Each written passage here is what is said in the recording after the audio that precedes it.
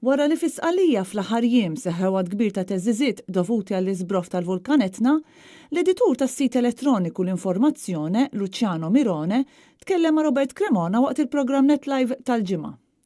Mistoqsi kif l-Sqallin għexu l-ġranet ta' festi fid-dawl ta' din l-attività vulkanika u t-teżżiżiet li rriżultaw minna, Mirone qal li dawk li jgħixu fiż-żoni milquta għadhom imbeżża l-aktar wara t-teżżiżiet pjuttost qawwija li nħassu proprju l-għadda tal-miliet.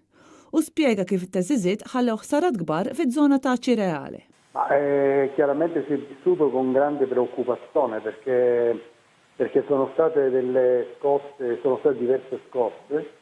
Una si è registrata alle 3:16 del 26 dicembre, quindi il giorno dopo, poche ore dopo il Natale, ed è stata una scossa fortissima pari a 4,50 gradi della scala Mercalli, e quindi si è avvertita in maniera molto forte e non solo con grande paura, ma ci sono stati parecchi danni. Fortunatamente non ci sono state vittime, però ci sono stati parecchi danni in alcuni comuni della zona dell'Etna, precisamente a Zafferana e nelle frazioni di Nilo, di Fleri e in tutta la zona di Cireale, della Cese, praticamente.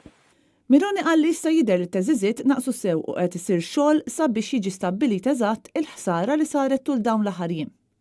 Intant Net News tkellem ma' Calogero Leanza minn Cesaro f'Messina li spjega kif l-Etna għandha s-sabiħ u l-ikraħ tagħha u kif in-nies li jgħixu fil-madwar draw jgħixu hekk mingħajr ma jħallu l-biża' tirkibhom. C'è, ma è sempre relativa perché ormai è una cosa che convivono.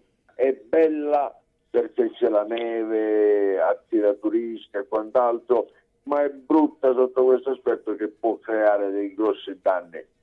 Intant Leanza qalinna li ż-żona ta' madwar l-Etna hija kollha aċċessibbli.